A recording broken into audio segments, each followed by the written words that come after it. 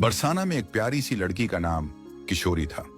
वह बहुत ही मृदुल और संतुष्ट स्वभाव की थी और उसकी शादी एक छोटे से गांव में हुई थी जो बरसाना के पास ही था। शादी के बाद किसी कारणवश किशोरी का अपने मायके से रिश्ता टूट गया। उसके पिता और भाई उससे नाराज हो गए थे और धीरे धीरे परिवार का प्यार और समर्थन भी छिन गया। किशोरी को दुख था, लेकिन उसने अपने परिवार को अपनी परिस्थितियों में न फंसाकर अपने ससुराल में ही खुश रहने का निर्णय लिया। समय बीतता गया और किशोरी के घर में खुशियां आईं। अब किशोरी की बेटी की शादी का समय आ गया।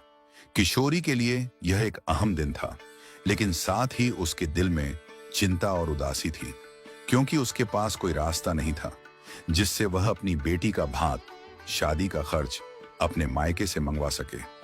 इसके लिए उसे अपने घर का संबंध फिर से जोड़ने का साहस नहीं था। किशोरी के दिल में एक ही उम्मीद थी और वह थी राधा रानी की कृपा।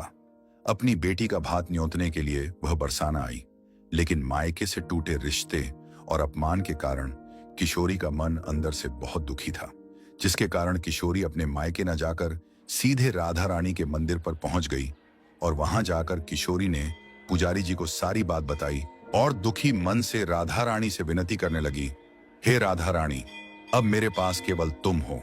मुझे पूरी उम्मीद है कि तुम्हारी कृपा से मेरी बेटी का भात जरूर भर जाएगा। पुजारी जी ने किशोरी को सांत्वना दी और कहा, चिंता मत करो, राधा रानी की कृपा से सब कुछ होगा। हम सब बरसाना के गोसाई आएंगे और बड़ी धूमधाम से तेरी बेटी का भात भरेंगे। यह सुनकर किशोरी को थोड़ी शांति मिली और वह राधा रानी के दर्शन करके भात की भेली वहीं राधा रानी की चौखट पर रखकर वापस अपने गांव चली आई। समय बीतता गया और किशोरी की बेटी की शादी की तारीख करीब आ गई। किशोरी को विश्वास था कि राधा रानी की कृपा से सब कुछ ठीक हो जाएगा, लेकिन साथ ही उसे यह चिंता भी सता रही थी कि शायद राधा रानी के आशीर्वाद के बावजूद कोई मदद न मिले। वह दिन और रात इसी उलझन में जी रही थी। शादी के दिन किशोरी का मन बहुत उदास था। उसने सोचा था कि शायद बरसाना से कोई भात लेकर आएगा, लेकिन जैसे जैसे दिन ढलने लगा उसका विश्वास कमजोर होने लगा। सुबह से लेकर शाम हो गई और कोई भी बरसाना से नहीं आया था। उधर बरसाना मंदिर के पुजारी जी, जिन्होंने किशोरी को आश्वासन दिया था, वो भी किशोरी की लड़की की शादी की तारीख भूल गए और अपने किसी दूसरे काम में व्यस्त हो गए।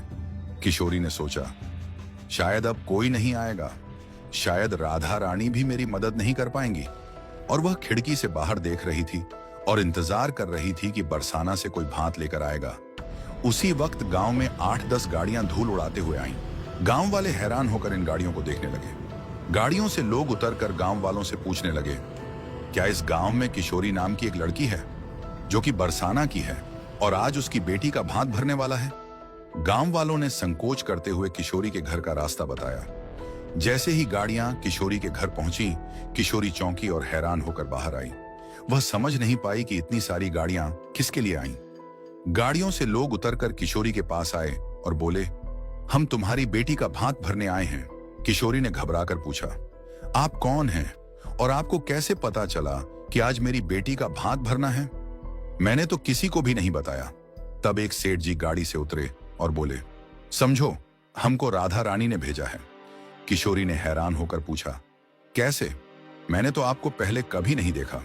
तब सेठ जी ने बताया, वह दिन जब तुम राधा रानी के मंदिर पर आई थी और पुजारी जी से अपनी सारी बात बताई थी, मैं भी उस दिन बरसाना में राधा रानी के दर्शन करने आया था और आपके पीछे ही खड़े होकर राधा रानी के दर्शन कर रहा था।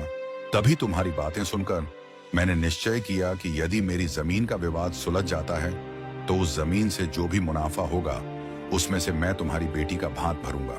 कुछ ही दिनों बाद उस जमीन का विवाद सुलझ गया और मुझे करोड़ों रुपये का मुनाफा हुआ। राधा रानी की कृपा से आज हम तुम्हारे पास आए हैं और तुम्हारी बेटी का भात भर रहे हैं। किशोरी की आंखों में आंसू थे, लेकिन साथ ही उसकी आंखों में असीम आस्था और खुशी भी थी। वह जानती थी कि राधा रानी की कृपा का कोई हिसाब नहीं, वह सच्चे विश्वासियों के साथ हमेशा खड़ी रहती हैं। किशोरी ने हाथ जोड़कर सेठ जी का धन्यवाद किया और इस तरह से राधा रानी की असीम कृपा से किशोरी की बेटी का भात धूमधाम से भरा गया और किशोरी की बेटी की शादी में कोई कमी नहीं रही।